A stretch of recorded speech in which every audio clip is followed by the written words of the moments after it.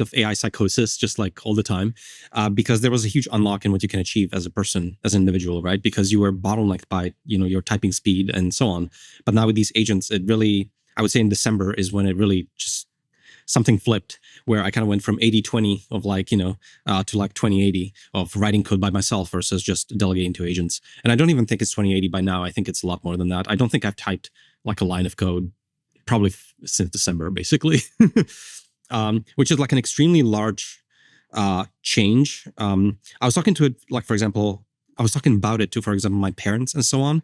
And I don't think like a normal person actually realizes that this happened or how dramatic it was. Like literally, like if you just find a random software engineer or something like that at their desk and what they're doing, like their default workflow of, building software is completely different as of basically December.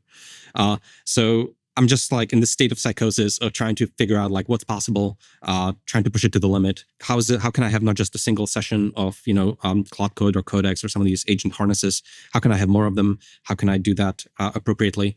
And then how can I use these clauses? What are these clauses? So there's like a lot of new things. I want to be at the forefront of it, and I'm very antsy that I'm not at the forefront of it. And I see lots of people on Twitter doing all kinds of things and they all sound like really good ideas. And I need to be at the forefront or I feel extremely nervous. And so I guess I'm just in this psychosis of like, what's possible? Like, because it's unexplored fundamentally. Well, if you're nervous, the rest of us are nervous. We have a team that we work with at Conviction that their setup is everybody is like, none of the engineers write code by hand, and they're all microphoned and they just like whisper to their agents all the time. It's the strangest work setting ever. And I thought they were crazy, and now I fully accept. I was like, oh, this was the way. Like you're just ahead of it. Yes. How do you think about your own capacity now to like explore or to do projects? Like, what is it limited by? Yeah, what is it limited by? I think everything, like so many things, even if they don't work, I think to a large extent you feel like it's a skill issue. It's not that the capability is not there. It's that you just haven't found a way to string it together of what's available. Like I didn't give good enough instructions in the agents.md file or whatever it may be. I don't have a nice enough memory tool that I put in there or something like that. So it all kind of feels like skill issue when it doesn't work to some extent. You want to see how you can parallelize them, etc. And you want to be Peter Steinberg, basically. So Peter is famous. He has a funny photo where he's in front of a monitor with lots of he uses Codex. So lots of Codex agents tiling the monitor. And they all take about 20 minutes if you prompt them correctly and you use the high effort. And so they all take about 20 minutes. So you have multiple, 10 repos checked out. And so he's just going between them and giving them more. It's just like you can move in much larger macro actions. It's not just like here's a line of code, here's a new function. It's like here's a new functionality and delegate it to agent 1. Here's a new functionality that's not going to interfere with the other one. Give it agent 2, and then try to review their work as best as you can, depending on how much you care about that code. Like, what are these macro actions that I can like manipulate my software repository by? And like another agent is doing some like research, another agent is writing code, another one is coming up with a plan for some new implementation. And so everything just like happens in these like macro actions over your repository. And you're just trying to become like really good at it and develop like a muscle memory for it is extremely, it's very rewarding, number one, because it actually works. But it's also kind of like the new thing to learn. So that's why, hence the psychosis.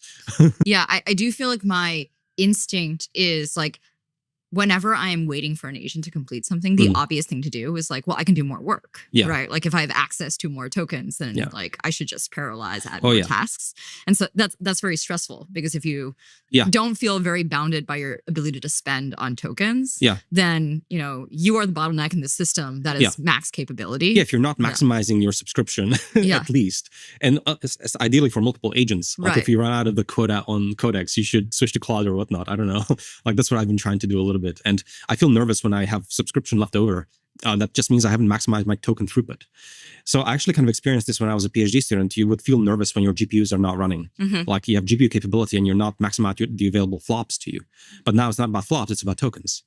So what is your token throughput and what token throughput do you command? I would actually argue that it's very interesting that we had, at least 10 years where in many engineering tasks, people just they didn't feel compute bound, right? And the entire industry feels that now. They feel like they felt resource bound. And now that you have this big capability jump, you're like, oh, actually, it's not, my ability to access the compute anymore. Like I'm the binding constraint. Yeah, it's a skill issue. Yeah. Which is very empowering because because you could be getting better. So that's why I think it's very addictive, because there's unlocks when you get better. Where do you think it goes? Like if you just think about like, okay, Andrej's iterating and everybody else is for 16 hours a day, getting better at using coding agents. Like, what does it look like in a year of like you've reached mastery? Yeah, what does mastery look like, right? At the end of the year, or like 2, 3 years, 5 years, 10 years, etc. Yeah. Well, I think everyone is basically interested in like going up the stack. So I would say, it's not about a single session with your agent, multiple agents, how do they collaborate, and teams and so on. So everyone's trying to figure out what that looks like. And then I would say claw is also kind of an interesting direction, because it really, when I say a claw, I mean this like layer that kind of takes persistence to a whole new level. Like it's something that like keeps looping. Is like, it's not something that you are interactively in the middle of. It kind of like has its own little sandbox, its own little, it kind of like does stuff on your behalf, even if you're not looking, kind of thing. And then also has like maybe more sophisticated memory systems, etc., that are not yet implemented in agents. So OpenClaw has a lot more sophisticated memory, I would say, than what you would get by default, which is just a memory compaction when your context runs out, right? You think that's the piece that resonated for more users versus like perhaps like broader tool access? For OpenClaw? Yeah. There's like, I think there's at least 5 things. There's a lot of really good ideas in here. Yeah, good job, Peter. I mean, Peter has done a really amazing job. I saw him recently, and I talked to him about it, and he's very humble about it, but I think he innovated simultaneously in like 5 different ways and put it all together. So for example, like the Soul.md document, like he actually really crafted a personality that is kind of compelling and interesting. And I feel like a lot of the current agents, they don't get this correctly. I actually think a Claude has a pretty good personality. It feels like a teammate, and it's excited with you, etc. I would say, for example, Codex is a lot more dry. Which is kind of interesting, because in ChatGPT, Codex is like a lot more upbeat and highly sycophantic. But I would say Codex, the coding agent, is very dry. It doesn't seem to care about what you're creating. It's kind of like, oh, I implemented it. It's like, okay, but do you understand what we're building? It's true. It doesn't. And the other thing I would say is, for example, with Claude, I think they dialed the sycophancy fairly well, where when Claude gives me praise, I do feel like I slightly deserve it, because sometimes I kind of give it like not very well formed thoughts, and I give it an idea that I don't think is fully baked, and it doesn't actually react very strongly. It's like, oh yeah, we can implement that. But when it's a really good idea, by my own account, it does seem to reward it a bit more. And so I kind of feel like I'm trying to like earn its praise, which is really weird.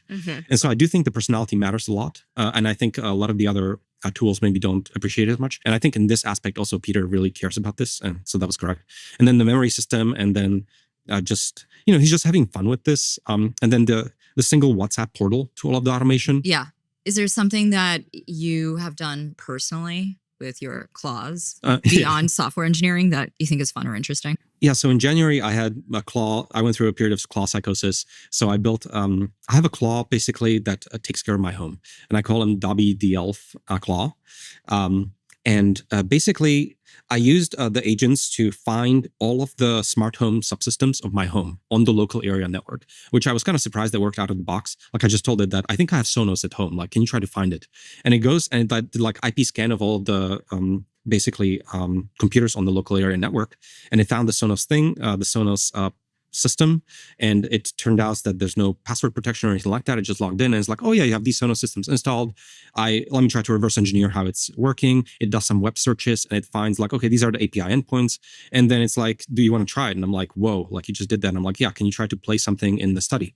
And it does, and music comes out. And I'm like, I can't believe I just... That's crazy. That's like 3 prompts. Yeah. I can't believe I just typed in like, can you find my Sonos? And that suddenly is playing music. And it did the same for lights. And so basically like it kind of hacked in, figured out the whole thing, created APIs, created a dashboard. So I could see the command kind of center of like all of my lights in the home.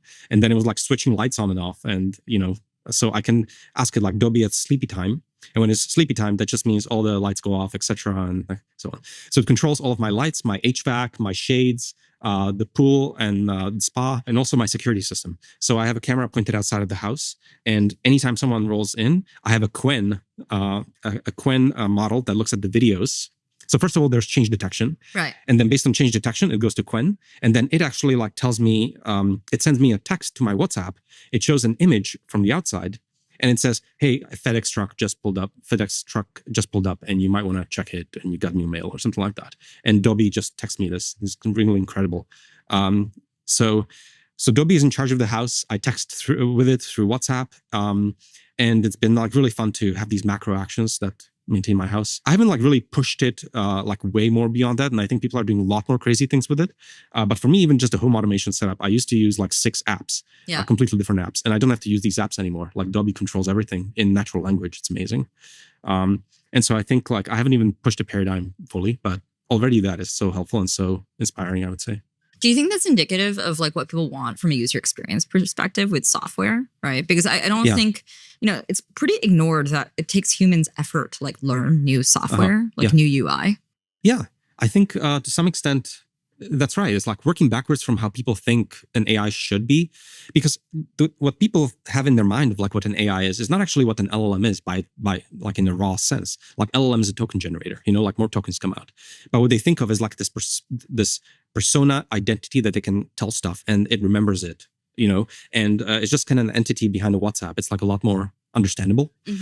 So I think to some extent it's like matching the expectations that humans already have for what an AI should behave. But under the hood, it's like a lot of technical details go into that. And LLMs are too raw of a primitive to actually type check as AI, I think, for most people, if that makes sense. Yeah. I think that's like how we understand what the AI is and like the description of it as Dobby or some personality obviously resonates with people. I also think that the unification that you did across your 6 different software systems for your home automation speaks to a different question of like, do people really want all of the software that we have today? Yeah. Right. Because I would argue like, well, you have the hardware, but you've now thrown away the software or the UX layer of it. Do you think that's what people want? Yeah, I think there's this sense that these apps that are in the App Store for using these smart home devices, etc., these shouldn't even exist kind of in a certain sense. Like, shouldn't it just be APIs and shouldn't agents be just using it directly? And wouldn't it like, I can do all kinds of home automation stuff that in any individual app will not be able to do, right? And an LLM can actually drive the tools and call all the right tools and do pretty complicated things. And so in a certain sense, it does point to this, like maybe there's like an overproduction of lots of custom bespoke apps that shouldn't exist because agents kind of like crumble them up, and everything should be a lot more just like exposed API endpoints, and agents are the glue of the intelligence that actually like tool calls all the parts. Another example is like my treadmill. There's an app for my treadmill, and I wanted to like keep track of how often I do my cardio, but like I don't want to like log into a web UI and go through a flow and etc. Like all this should just be like make APIs available. And this is kind of, going towards the agentic sort of web or like agent first tools and all this kind of stuff. So I think the industry just has to reconfigure in so many ways that it's like the customer is not the human anymore. It's like agents who are acting on behalf of humans. And this refactoring will probably be substantial in a certain sense. One way that people sometimes push back on this is like, do we expect people to vibe code some of these tools? Do we expect normal people to do this kind of stuff that I described? But I think to some extent, this is just, technology as it exists today. And right now there is some vibe coding and I'm actually watching it and I'm working with the system. But I kind of feel like this kind of stuff that I just talked about, this should be free, like in a year or 2 or 3. There's no vibe coding involved. This is trivial. This is table stakes. This is like any AI, even the open source models, etc., can like do this. Like, you should be able to translate from a less technical human's intent very easily to this outcome. Extremely easily. Yeah. Today it's vibe coding and it's involved and not many people are going to do it. But you still have to make some design decisions, right? We were talking about like, you take frames, for example. Yeah. But I kind of feel like this will just the barrier will just come down and it's just ephemeral software on your behalf. And some kind of like Claw is handling all the details for you, but you're not involved. Claw has a machine and it will figure it out. And it's just presenting you UIs and you're like saying stuff, Why haven't you, I guess, like push the boundaries of what you can do personally with Claws? Like, is it, you're focusing on more important projects, auto research, et cetera, or you're climbing the hill to mastery or something else, right? Yeah, I just feel like I'm so distracted by everything. So I spend like a week on the Claw stuff and I have more to-dos almost. But I will say that... it's like Jensen told us, we're all just busier, unfortunately. Yeah. I didn't really take advantage of a lot of like email and calendar and all this other stuff. And I didn't give it access because I'm still a little bit like suspicious and it's still very new and rough around the edges. So I didn't want to give it like full access to my digital life yet. And part of it is just the security, privacy, and just being very cautious in that realm. And so some of it is like held back by that, I would say. Yeah, maybe that's like the dominant feature, but some of it is also just I feel so distracted because I feel like I had a week of Claw and then other stuff is happening. And what was the I mean, you've talked about like being able to train or at least optimize a model as a task you want to see agents do for a long time. Like, what was the motivation behind auto research? Auto research, yeah. So I think like I had a tweet earlier where I kind of like said something along the lines of, to get the most out of the tools that have become available now, you have to remove yourself as the bottleneck. You can't be there to prompt the next thing. You need to take yourself outside. You have to arrange things such that they're completely autonomous. And the more how can you maximize your token throughput and not be in the loop? This is the goal. And so I kind of mentioned that the name of the game now is to increase your leverage. I put in just very few tokens just once in a while, and a huge amount of stuff happens on my behalf. And so auto research, like I tweeted that, and I think people liked it and whatnot, but they haven't like maybe worked through like the implications of that. And for me, auto research is an example of like an implication of that, where it's like I don't want to be like the researcher in the loop, like looking at results, etc. Like I'm holding the system back. So the question is, how do I refactor all the abstractions so that I have to arrange it once and hit go? The name of the game is how can you get more agents running for longer periods of time without your involvement, doing stuff on your behalf. And auto research is just, here's an objective, here's a metric, here's your boundaries of what you can and cannot do, and go.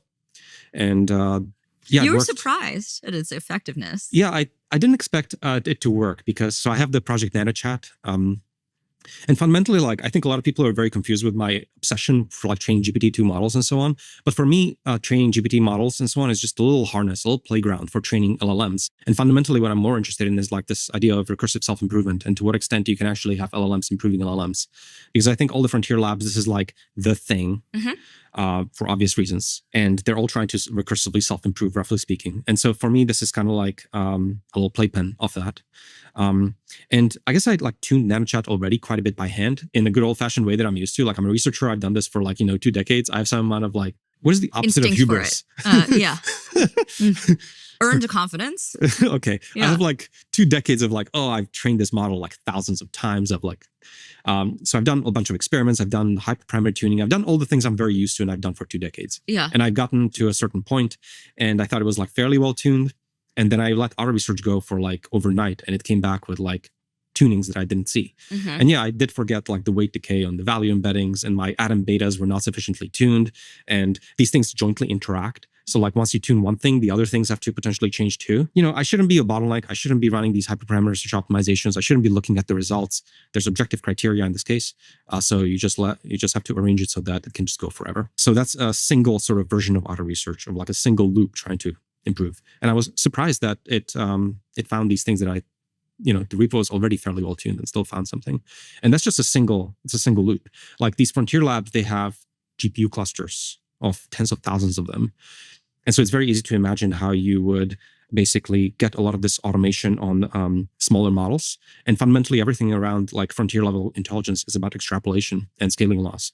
And so you basically do a ton of the exploration on the smaller models, and then you try to extrapolate out. So you're saying our research efforts are going to get more efficient? Like we're going to have better direction for when we scale as well, if we can do this experimentation better. Yeah, I would say that like the most interesting project and probably what the frontier labs are working on is, you experiment on the smaller models. You try to make it as autonomous as possible. Remove researchers from the loop. They have way too much. What is the opposite of? Earned way too much confidence. Yeah, they don't know. They shouldn't be touching any of this really.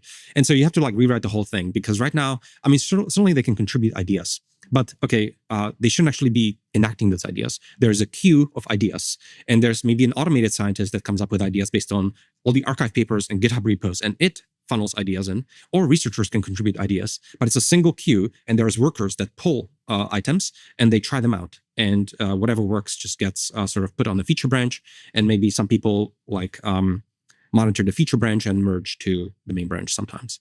So yeah, just removing humans from all the processes and automating as much as possible and getting high tokens per second throughputs. And it does require rethinking of all the abstractions, and everything has to be reshuffled. So yeah, I think it's very exciting. If we take one more recursive step here, when is the model going to write a better program MD than you? Yeah. So program.md is we're like... not in the loop. Yeah, exactly. Yeah. So program.md is my crappy attempt at describing like how the auto researcher should work. Like, oh, do this, then do that, and then try these kinds of ideas. And then here's maybe some ideas like look at architecture, look at optimizer, etc. But I just came up with this in Markdown, right? And so, yeah, exactly. You want some kind of an auto research loop maybe that looks for... You can imagine that different program.mds would give you different progress. So basically every research organization is described by program.md. Yeah. A research organization is a set of markdown files that describe all the roles and how the whole thing connects. And you can imagine having a better research organization. So maybe they do fewer stand-ups in the morning because they're useless. And this is all just code, right? And so so one organization can have fewer stand-ups, one organization can have more, one organization can be very risk-taking, one organization can be less. And so you can definitely imagine that you have multiple research orgs, and then they all have code. And once you have code, then you can imagine tuning the code. So 100% there's like the meta layer of it. Did you see my text about my contest idea? My contest idea was like let people write different program MDs, right? And so for same hardware, where do you get most improvement? Oh, I see. And then you can take all that data and then give it to the model and say, write a better program MD. Yes, yes. Yeah, exactly. We're going to get something better. Like, there's no way we don't. You could 100% look at where the improvements came from and like, can I change the program MD such that more of these kinds of things would be done? Or like things that didn't work. Just meta optimization. Yeah, you can 100% imagine doing that. So I think this is a great idea. But it's like, I think like you sort of go one step at a time where you sort of have one process and then second process and then the next process. And these are all layers of an onion. Like the LLM sort of part is now taken for granted. The agent part is now taken for granted. Now the claw-like entities are taken for granted. And now you can have multiple of them. And now you can have instructions to them. And now you can have optimization over the instructions. And it's just like, it's a little too much, But I mean, this is why it gets to the psychosis, is that this is like infinite and everything is skill issue. And that's why I feel like, yeah, that's just coming back to, this is why it's so insane. Okay. Well, if we're just trying to like diagnose the current moment and what is a relevant skill right now, what do you think is the implication that this is the loop we should be trying to achieve in different areas and that it works, right? Like, create the metric or create the ability for agents to continue working on it without you. Yeah. Do we still have performance engineering? Like what? Yeah.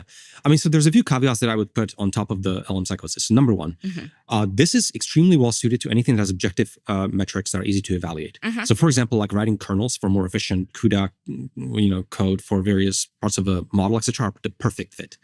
Because you have inefficient code and then you want efficient code that has the exact same behavior, but it's much faster. Perfect fit. So a lot of things like are perfect fit for auto research, but many things will not be. And so it's just, if you can't evaluate it, then you can't auto research it, right?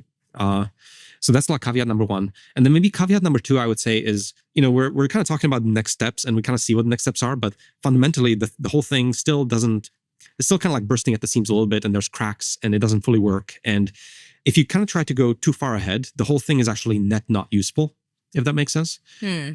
Because these models like still are not, they've improved a lot, but they're still like rough around the edges is maybe the way I would describe it. I simultaneously feel like I'm talking to an extremely brilliant PhD student who's been like a systems programmer for their entire life and a 10-year-old.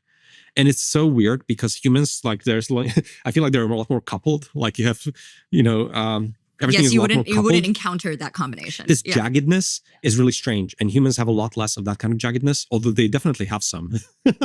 But humans have a lot more jaggedness. The agents have a lot more jaggedness where sometimes like, I ask for functionality and it like comes back with something that's just like totally wrong. And then we get into loops that are totally wrong. And then I get so frustrated with the agents all the time still. Because you feel the power of it, but there's still like, it does nonsensical things once in a while for me still as well. I get very annoyed when I feel like the agent wasted a lot of compute on something it should have recognized was an obvious problem. Yeah. I think like some of the bigger things is like maybe what's underneath it, if I could hypothesize, is fundamentally these models are trained via reinforcement learning. So they're actually struggling with the exact same thing we just talked about, which is the labs can improve the models in anything that is verifiable, but that has rewards. So did you write the program correctly and do the unit tests check out, yes or no? But some of the things where they're struggling is like, for example, I think they have a tough time with like nuance of maybe what I had in mind or what I intended, and when to ask clarifying questions. Or like it's just anything that feels softer is like worse. And so you're kind of like, you're either on Rails and you're part of the superintelligence circuits, or you're not on Rails and you're outside of the verifiable domains, and suddenly everything kind of just like meanders. Like maybe another way to put it is if you go to like state-of-the-art model, ChatGPT, and you ask it, tell me a joke. Do you know what joke you're going to get? There's the joke. The joke? I do feel, I can't tell you like the standard form of it, but I do feel like ChatGPT has like 3 jokes. Yeah. So the joke that apparently all the LLMs like laugh the most is, why do scientists not trust atoms? Okay. Because they make everything up. Okay. They make everything up. Yeah. So this is still... When did that emerge? So this is the joke you would get like 3 or 4 years ago, and this is the joke you still get today. Okay. So even though the models have improved tremendously, and if you give them an agentic task, they will just go for hours and move mountains for you. And then you ask for like a joke, and it has a stupid joke, a crappy joke from 5 years ago, and it's because it's outside of the RL. It's outside of the reinforcement learning. It's outside of what's being improved. It's like, and it's part of the jaggedness of like, shouldn't you expect models as they get better to also have like better jokes or more diversity of them? Or it's not being optimized and it's stuck. Do you think that implies that we are not seeing like generalization in the sense of like broader intelligence of joke smartness being attached to code smartness? Yeah, I think there's some decoupling where some things are verifiable and some things are not, and some things are optimized for arbitrarily by the labs depending on like what data went in, and some things are not. I mean the premise, there's a premise from some research groups that if you're smarter at code generation or in these verifiable fields, you should be better at everything. And like the joke situation suggests that that's not happening in all fields. I don't think that's happening. Okay. Yeah, I don't think that's happening. I think maybe we're seeing like a little bit of that, but not like a satisfying amount. Yeah, like, that jaggedness exists in humans. You can be very, very good at math and still tell a really bad joke. Yeah, that's true. Yeah, but it still means that we're not getting like, the story is that we're getting a lot of the intelligence and capabilities in all the domains of society like for free as we get better and better models. And it's not like exactly fundamentally what's going on. And there's some blind spots and some things are not being optimized for. And this is all clustered up in these neural net opaque models, right? So you're either on rails of what it was trained for and everything is like you're going at speed of light, or you're not. And so it's the jaggedness. So that's why I think like, even though the progression is obvious, what should happen, you can't let it fully go there yet because it doesn't fully work, or it's a skill issue and we just haven't like figured out how to use it. So, it's hard to tell. Can I ask kind of a blasphemous question, which is like, if this jaggedness is persisting and it's all rolled up in a at least monolithic interface, right? But, single model. Does that make sense? Or should it be unbundled into things that can be optimized and improved against different domains of intelligence? Like unbundling the models into multiple experts in different areas, etc. More directly, yeah. Instead of just MOE that we have no exposure to. Because that can be like confusing as a user from the outside, which is like, why is it so good at this, but not at this other thing? Yeah, I think currently my impression is the labs are trying to have a single sort of like monoculture of a model that is arbitrarily intelligent in all these different domains, and they just stuff it into the parameters. I do think that I do think we should expect more speciation in the intelligences. The animal kingdom is extremely diverse in the brains that exist, and there's lots of different niches of nature, and some animals have overdeveloped visual cortex or other kind of parts, and I think we should be able to see more speciation. And you don't need like this oracle that knows everything. You kind of speciate it and then you put it on a specific task, and we should be seeing some of that, because you should be able to have like much smaller models that still have the cognitive core, like they're still competent, but then they specialize, and then they can become more efficient in terms of latency or throughput on specific tasks that you really care about. Like if you're a mathematician working in Lean, I saw, for example, there's a few releases that really like target that as a domain. So there's probably going to be a few examples like that where the unbundling kind of makes sense. One question I have is whether or not the capacity constraint on available compute infrastructure drives more of this, because efficiency actually matters more. Right? Like financing aside, though financing is involved in all of this, if you have access to full compute for anything you do, like leaving one single model, right? But if you actually feel pressure where you're like, I can't serve a model of massive size for every use case, like, do you think that leads to any speciation? Does that question make sense to you? The question makes sense, and I guess like what I'm struggling with is I don't think we've seen too much speciation just yet, right? No. We're seeing a monoculture of models. Yeah. So and there's like clearly pressure for like make a good code model, put it back in the main, merge again. Yeah. Even though there already is pressure on the models. I guess perhaps I feel like there's a lot of very short-term supply crunch, and like maybe that causes more speciation now. Yeah, I think fundamentally, like the labs are serving a model and they don't really know what the end user is going to be asking about. So maybe that's like some part of it because they kind of have to multitask over all the possible things that could be asked. But I think if you're coming to a business and maybe partnering on some specific problems you care about, then maybe you would see that there. Or there would be some very high value applications that are like more niche. But I think right now they're kind of like going after the totality of what's available. I don't think that the science of manipulating the brains is like fully developed yet, partly. What do you mean manipulating? So like, so fine tuning without losing capabilities as an example. And we don't have these primitives for actually like working with the intelligences in ways other than just context windows. Like context windows kind of just work and it's very cheap to manipulate, etc. And this is how we're getting some of the customization, etc. But I think if it was, I think it's a bit more of a developing science of how you like more deeply adjust the models, how you have continual learning maybe, or how you fine tune in a certain area, how you get better in a certain area, or like how you actually touch the weights, not just the context windows. And so it's a lot more tricky, I would say, to touch the weights than just the context windows, because you're actually fundamentally changing the full model and potentially its intelligence. And so, so maybe it's just like not a fully developed science, if that makes sense, of speciation. And it also has to be like cheap enough. Yeah. For that speciation to be worthwhile in these given contexts. Can I ask a question about an extension to auto research that you described in terms of open ground? You said, okay, well, we have this thing. We need more collaboration surface around it, essentially, for people to contribute to research overall. Can you talk about that? Yeah, so we talked about our research has a single thread of like, I'm going to try stuff in a loop. But fundamentally, the parallelization of this is like the interesting component. And I guess I was trying to like play around with a few ideas, but I don't have anything that like clicks as simply as like, I don't have something that I'm like super happy with just yet, but it's something I'm like working on the side when I'm not working on my claw. So I think like one issue is, if you have a bunch of nodes of parallelization available to you, then it's very easy to just have multiple auto researchers talking through a common system or something like that. What I was more interested in is how you can have an untrusted pool of workers out there on the internet. So for example, in auto research, you're just trying to find the piece of code that trains a model to a very low validation loss. If anyone gives you a candidate commit, it's very easy to verify that that commit is correct, is good. Like someone could claim from the internet that this piece of code will optimize much better and give you much better performance. You could just check. It's very easy. But probably a lot of work goes into that checking. But fundamentally, they could lie and etc. So you're basically dealing with a similar kind of, it's almost actually like looks a little bit like my designs that incorporate an untrusted pool of workers actually look a little bit more like a blockchain a little bit, because instead of blocks, you have commits. And these commits can build on each other and they contain like changes to the code as you're improving it. And the proof of work is basically doing tons of experimentation to find the commits that work. And that's hard. And then the reward is just being on the leaderboard right now. There's no monetary reward whatsoever.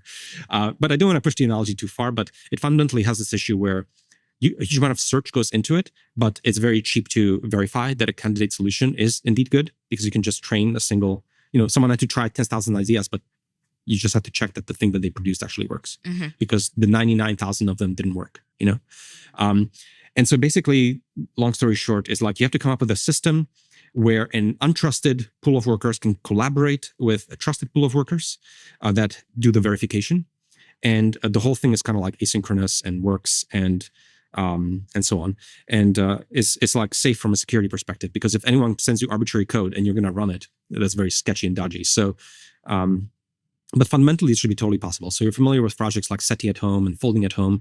All of these problems have a similar kind of setup. So folding at home, you're folding a protein, and it's very hard to find a configuration that is low energy. But if someone finds a configuration that they evaluate to be low energy, that's perfect. You can just use it. You can easily verify it. So a lot of things have this property that, very expensive to come up with, but very cheap to verify. And so in all those cases, things like folding at home or SETI at home or auto research at home will be good fits. And so long story short, a swarm of agents on the internet could collaborate to improve LLMs and could potentially even like run circles around frontier labs. Like, who knows, like maybe that's even possible. Like frontier labs have a huge amount of trusted compute, but the Earth is much bigger and has a huge amount of untrusted compute. But if you put systems in place that deal with this, then maybe it is possible that the swarm out there could come up with better solutions, and people kind of like contribute cycles to a thing that they care about. And so, so the last thought is, lots of companies or whatnot, they could maybe have like their own things that they care about. And if you have compute capacity, you could contribute to different kind of auto research tracks. Like maybe you care about certain, like you care about like cancer or something like that of certain type. You don't have to just donate money to an institution. You actually could like purchase compute, and then you could join the auto research swarm for that project, So if everything is rebundled into auto researchers, then compute becomes the thing that you're contributing to the pool. Yeah, that's very inspiring, and it's also interesting. Like I don't know how far this goes, but it is interesting that at least some audience of people, here in Silicon Valley or lining up at retail stores in China have discovered that like having access to personal compute is interesting again. Yeah, right. So maybe they're really motivated to do that for their clause, and then they can contribute to auto research. It's almost like dollars, the thing everyone cares about. But is flop the thing that actually everyone cares about in the future? Like, is there going to be like a flippening almost of like what's the thing that you care about? Like right now, for example, it's really hard to get compute even if you have money. Yeah. So actually, it almost seems like the flop is like dominant in a certain sense. So maybe that's kind of like that. Like how many flops do you control instead of like what wealth do you control? I don't actually think that's true, but it's kind of interesting to think about. The last thing you released was like a little bit of jobs data analysis. Yeah. Is that right? What and might have touched a nerve, even though you're just like visualizing some public data. Yeah. What were you curious about? Yeah, I guess I was curious too. Everyone is really thinking about the impacts of AI on the job market and what it's going to look like. So I was just interested to take a look, like what does the job market look like? Where are the different roles? And how many people are in different professions? And I was like really just interested to like look through the individual cases and try to think myself about like, with these AIs and how they're likely to evolve, like, are these going to be tools that people are using? Are these going to be displacing tools for these professions? And like, what are the current professions and how are they going to change? Are they going to grow or adjust to a large extent? Or like, what could be new professions? So it's really just like a way to fuel my own chain of thought about the industry, I suppose. And so, the jobs data basically is just a Bureau of Labor Statistics. They actually have percent outlook for each profession about how much it's expected to grow over the next, I think, almost a decade. I think it's a decade, but it was made in 2024. We need a lot of healthcare workers. Yeah. So they've already made those projections, and I'm not sure actually 100% what the methodology was that they put into the projections. I guess I was interested to color things by, like, if people think that what's like primarily being developed now is this kind of like more digital AI, that is kind of like almost like these ghosts or spirit entities that can like interact in the digital world and manipulate a lot of like digital information. And they currently don't really have a physical embodiment or presence. And the physical stuff is probably going to go slightly slower because you're manipulating atoms. So flipping bits and the ability to copy paste digital information is like makes everything a million times faster than accelerating matter. So energetically, I just think we're going to see a huge amount of activity in the digital space, huge amount of rewriting, huge amount of activity, boiling soup. And I think we're going to see something that in the digital space goes at the speed of light compared to, I think, what's going to happen in the physical world to some extent. It would be the extrapolation. And so I think like there's currently kind of like, I think, an overhang where there can be like a lot of unhobbling almost potentially of like a lot of digital information processing that used to be done by computers and people. And now with AIs as like a third kind of manipulator of digital information, there's going to be a lot of refactoring in those disciplines. But the physical world is actually going to be like, I think, behind that by some amount of time. And so I think what's really fascinating to me is like, so that's why I was highlighting the professions that fundamentally manipulate digital information. This is work you could do from your home, etc. Because I feel like those will be like things will change. And it doesn't mean that there's going to be less of those jobs or more of those jobs, because that has to do with like demand elasticity and many other factors. But things will change in these professions because of these new tools. And because of this upgrade to the nervous system of the human superorganism, if you want to think about it that way. Given the look you had at the data, do you have either any observations or guidance for people facing the job market or thinking about what to study now or what skills to develop? I mean, we can all go get like, I'm very thankful that I have to like meet people for my job right now. Yeah. Get more physical. Yeah. Could you do your work from home though? I could. I think there are relationship parts of it that are hard, but most of it I could. Yeah. I think it's really hard to tell because, again, like the job market is extremely diverse, and I think the answers will probably vary. But to a large extent, like these tools are extremely new, extremely powerful, and so just being, just trying to keep up with it is like the first thing. Because I think a lot of people kind of like dismiss it, or they're afraid of it, etc. Which is totally understandable, of course. Yeah, I think like it's fundamentally an empowering tool at the moment. And these jobs are bundles of tasks, and some of these tasks can go a lot faster. And so people should think of it as primarily a tool that it is right now. And I think the long-term future of that is uncertain. Yeah, it's kind of really hard to forecast, to be honest. And like, I'm not professionally like doing that really. And I think it's the job of like economists to do properly. You are an engineer though. And like one thing I thought was interesting is that like the demand for engineering jobs is continuing to increase. Yeah. I can't tell if that's like a temporary phenomenon. Yeah. I'm not sure how I feel about it yet. Yeah. Do you know? Yeah, that's like the demand elasticity almost. Like software was scarce, right? And so the reason we don't have more demand for software is just it's scarcity and it's too expensive. It's too expensive, yeah. So if the barrier comes down, then actually you have the Jevons paradox, which is like, the demand for software actually goes up. It's cheaper and there's more powerful, software. Yeah. The classical example of this always is the ATMs and the bank tellers, because there was a lot of like fear that ATMs and computers basically would displace tellers. But what happened is they made like the cost of operation of a bank branch much cheaper. And so there were more bank branches, so there were more tellers, is like the canonical example people cite. But basically it's just Jevons paradox. Like something becomes cheaper, so there's a lot of unlocked demand for it. So I do think that that's probably, I do have like cautiously optimistic view of this in software engineering, where I do it does seem to me like the demand for software will be extremely large. And it's just become a lot cheaper. And so I do think that for quite some time, it's very hard to forecast, but it does seem to me like right now, at least locally, there's going to be more demand for software. Because software is amazing. It's like, digital information processing. You're not forced to use like arbitrary tools that were given to you. There are imperfect in various ways. You're not forced to subscribe to what exists. Code is now ephemeral and it can change and it can be modified. And so I think there's going to be a lot of activity in the digital space to like rewire everything in a certain sense. And I think it's going to create a lot of demand for this kind of stuff. I think long term, obviously, even with auto research, like OpenAI or Anthropic or these other labs, like they're employing like 1,000 something researchers, right? Mm-hmm. These researchers are basically like glorified they're like automating themselves away like actively, and this is like the thing they're all trying to do. Yeah, I went around. Some of those researchers also feel the psychosis, right? Because it's working. Yeah. Right. And so they're like, oh, it's over for me too. I did spend a bunch of time going around OpenAI, and I was like, you guys realize if we're successful, like we're all out of job, like we're just building automation for Sam or something like that, or the board, or I'm not sure, but like they're just building like this automation for the board or the CEO or something like that, and we're all out of our job and maybe contributing on the sides. And so, it's kind of like unnerving from that perspective. Is it okay if I ask you Noam's question? You could be doing that, right? Auto researching with a lot of compute scale and a bunch of colleagues at one of the frontier labs. Like, why not? Well, I was there for a while, right? Yes. And I did re-enter. So to some extent, I agree. And I think that there are many ways to slice this question. It's a very loaded question a little bit.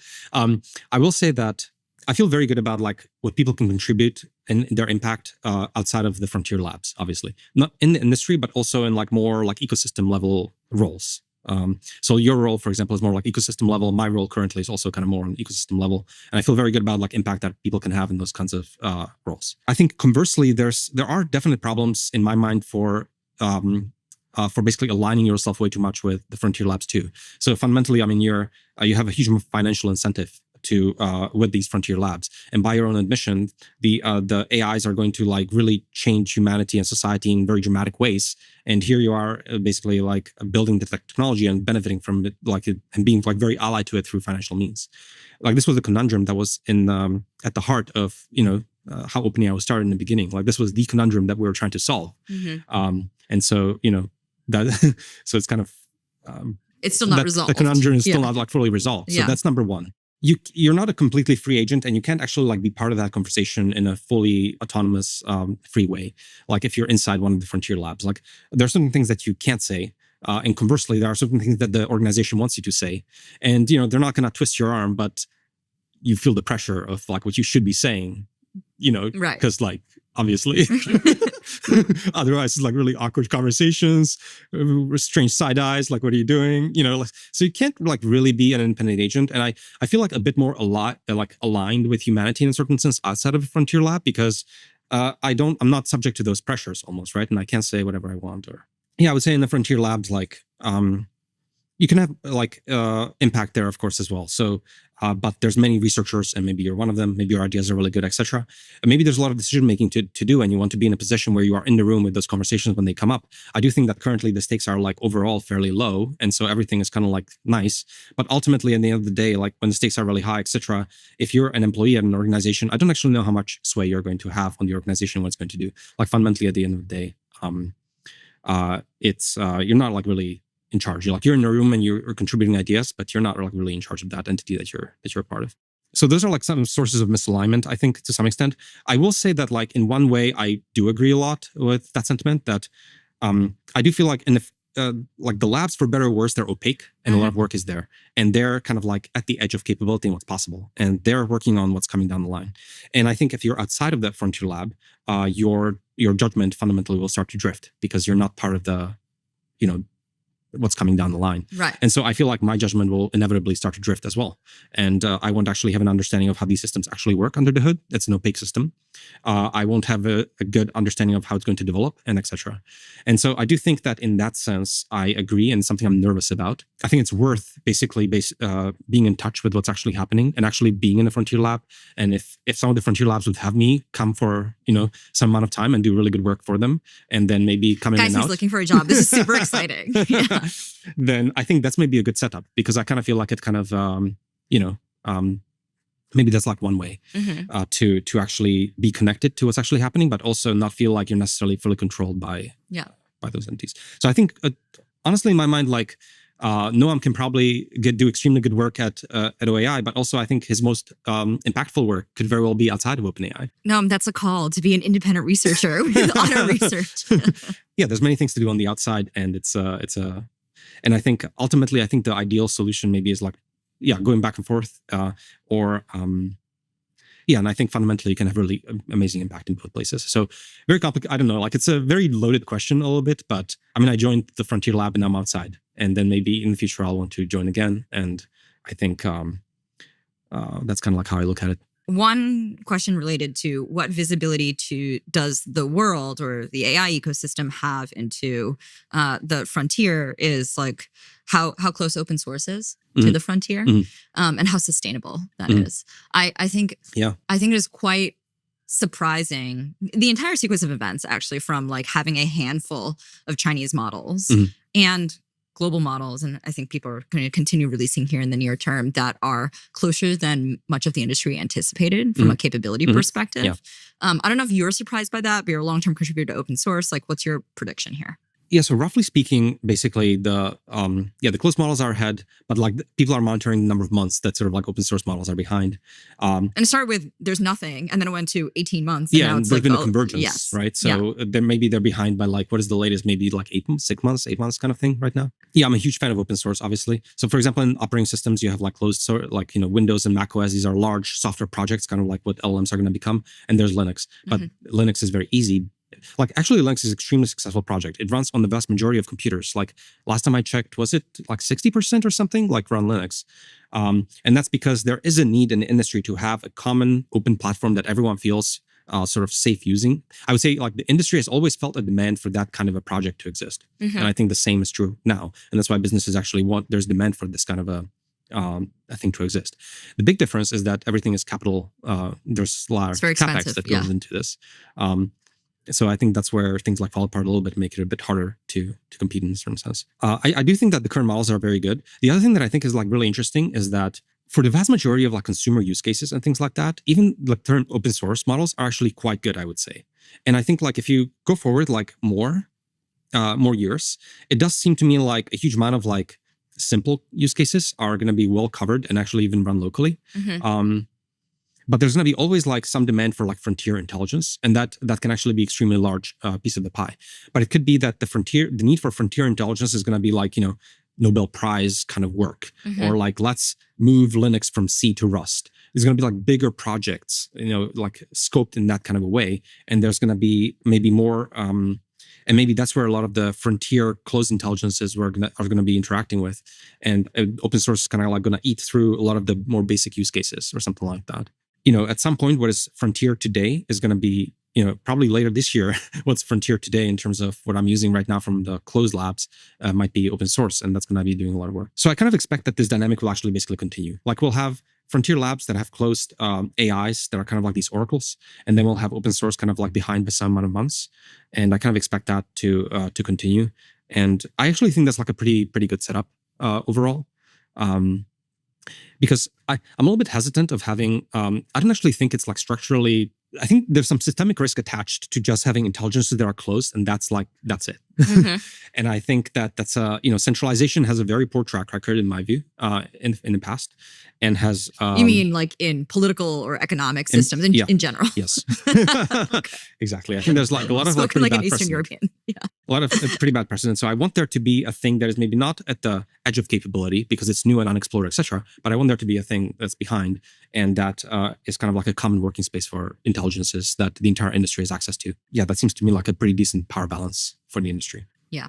I also think there's just like, there are many problems to solve, right? Like if you keep advancing intelligence from the frontier, we can do new things. And there are a lot of like very big problems for humanity, right? Yeah. And so like, it seems that will continue to be a very expensive game. And so I want to like root for labs that are doing that, because there are problems we cannot solve without continuing to advance the models in a very expensive way. Yeah. And yet, as you point out, like if what we have today as frontier is open, that's a lot of capability. Yeah. Right. And so I think, the power of that, or the democratization of that, seems like very useful and also healthy. Yeah. I think basically by accident, we're actually like in an okay spot. And optimal. Yeah. Like by accident, we happen to be in a good spot in a certain sense. Well, and to some degree, the longer this endures, like this dynamic, the healthier of a spot like the ecosystem might be in. Yeah. Right? Because you have more and more area under the curve. And I will say that even on the closed side, I almost feel like it's been like even further centralizing recently, because I think a lot of the front runners are like not necessarily like the top tier. And so, like in that sense, I think it's not super ideal. I would love there to be more, more frontier labs, because I'm like by default very suspicious of like, I want there to be more people in the room. I think like in machine learning, ensembles always outperform any individual model. And so I want there to be ensembles of people thinking about all the hardest problems. And I want there to be ensembles of people in the room when they, to be all well-informed and to make all those decisions, So I don't want it to be like a closed doors with 2 people or 3 people. I feel like that's like not a good future. I almost wish like there were more labs, is long story short. And I do think that open source has a place to play. I hope it sticks around, and it's currently slightly behind, and that's actually kind of like a good thing. Okay, you worked on the precursor to generalized robotics, autonomy, in cars, right? A lot has happened in the last couple months with robotics companies as well, like acceleration of really impressive generalization of environment, of tasks, like increasing long horizon tasks, lots of money going into the space. Like, is it going to happen? Has anything in your view changed recently? So like my view is kind of informed by what I saw in self-driving. And I do feel like self-driving is the first robotics application. So probably what I saw is at the time, like 10 years ago, there were a large number of startups. And I kind of feel like most of them basically like didn't long-term make it. And what I saw is that like a lot of capital expenditure had to go in and a lot of time. And so I think robotics, because it's so difficult and so messy and requires a huge amount of capital investment and a lot of like conviction, just it's like a big problem. And I think atoms are really hard. So I kind of feel like it will lag behind what's going to happen in digital space. And in digital space, there's going to be a huge amount of unhobbling, basically like things that weren't super efficient becoming a lot more efficient by like a factor of 100 because bits are so much easier. And so I think currently in terms of what's going to change and like where the activity is, I kind of feel like digital space is going to like change a huge amount.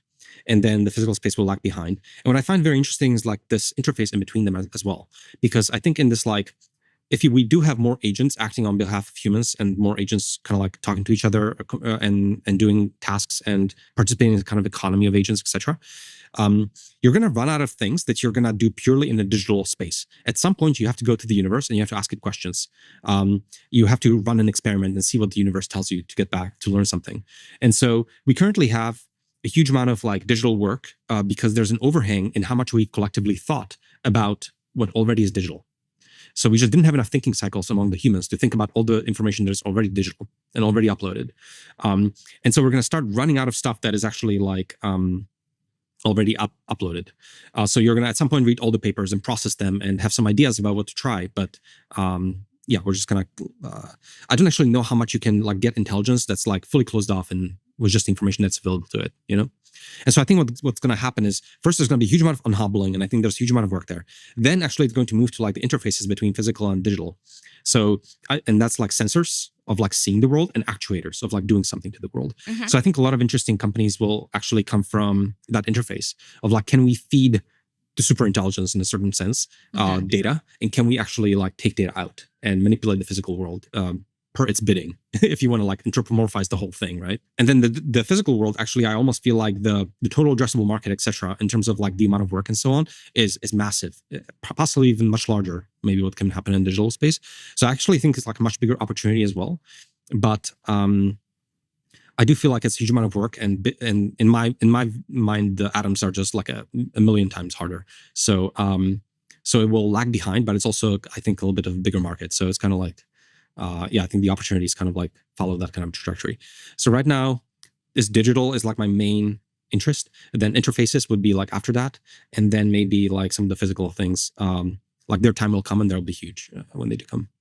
Well, it's an interesting framework for it too, because certain things, not the things I'm working on right now, but certain things are much easier even in the world of atoms, right? Like if you just think about like read and write to the physical world, like read, like sensors, cameras, like there's a lot of existing hardware, and you can imagine like enriching agent capabilities or capturing a lot of new data if you're just clever about it, and like you don't necessarily have to invest a lot to like get something valuable. Yeah. So like examples of this that I saw, for example, are, a friend of mine, Liam, is a CEO of Periodic. I visited them last week. So it's just on top of mind. Like they're trying to do auto research for material science. And so in that case, it's like the sensors to the intelligence are actually like pretty expensive lab equipment. And the same is true in biology. I think a lot of people are very interested in engineering biology, and, the sensors will be more than just like video cameras, if that makes sense. And then the other thing I saw, for example, is companies that are trying to have, like you basically pay people for training data. As an example, to feed programmatically. To feed the Borg. And so like these are all examples of like sensors in a certain sense. So they take many diverse shapes and forms, if that makes sense. Yeah, so I'm looking forward to the point where I can ask for a task in the physical world and I can put a price on it and just tell the agent, like, you figure out how to do it. Go get the data. I'm actually kind of surprised we don't have enough like information markets. Like if, for example, if Polymarket or other betting markets or even stocks, etc., if they have so much autonomous activity and rising amount of activity, like why should, like, for example, if Iran was just happening now, like how come there isn't a process where like taking a photo or video from somewhere in Tehran should cost like $10? Like someone should be able to pay for that, like, and that's an example of like feeding the intelligence. There's not going to be a human looking at it. It's going to be like agents who are trying to guess the betting games and stock markets and so on. So I kind of feel like the agentic web is still like fairly new, that there's no like mechanisms for this, but this is an example of what I think might happen. There's a good book that maybe is inspiring called Daemon. You potentially read it. In Daemon, the intelligence, ends up like puppeteering almost a little bit like humanity in a certain sense, And so humans are kind of like its actuators, but humans are also like its sensors.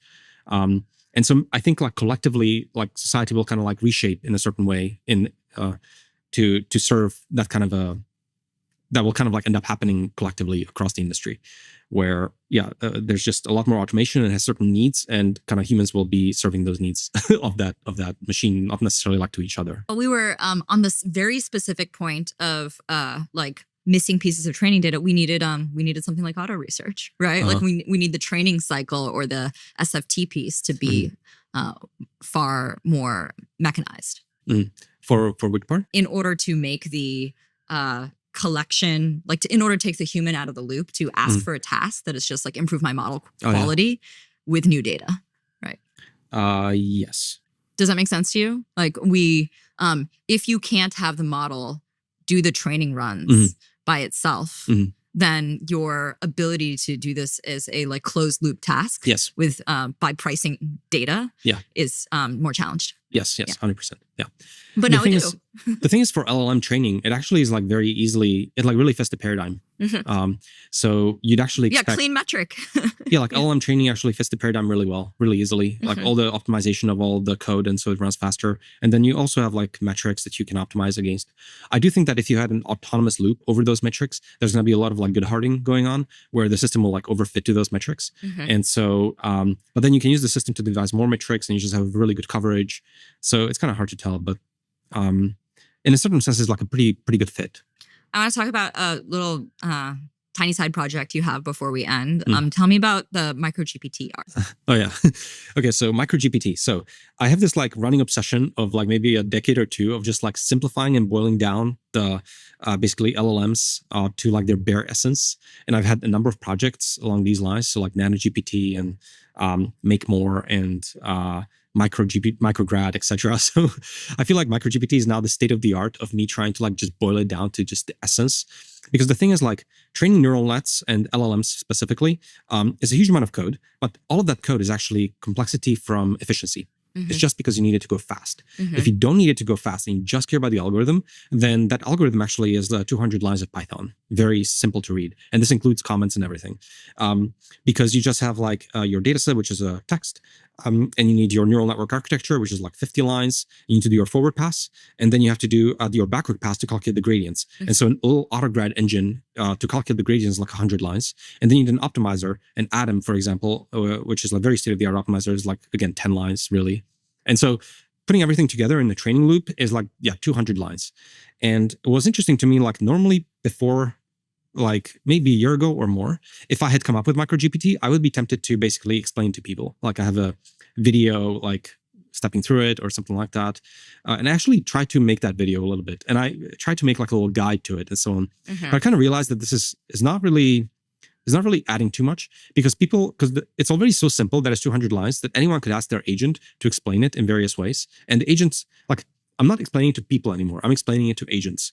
If you can explain it to agents, then agents can be the router and they can actually target it to the human in their language with infinite, patience and just at their capability and so on. Right. If I don't understand this particular function, I can ask the agent to explain it to me like 3 different ways. Yeah, and I'm not going to get that from you. Exactly. Yeah. And so I kind of feel like, what is education? Like it used to be guides, it used to be lectures, it used to be this thing, but now, I feel like now more I'm explaining things to agents and maybe I'm coming up with skills where like, basically skill is just a way to instruct the agent how to teach the thing. So maybe I could have a skill for MicroGPT of the progression I imagine the agent should take you through if you're interested in understanding the code base.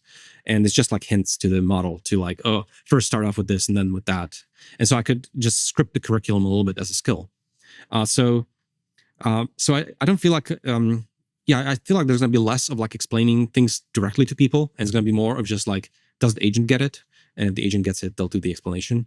And we're not fully there yet because I still think I can probably explain things a little bit better than the agents, but I still feel like the models are improving so rapidly that I feel like it's a losing battle to some extent.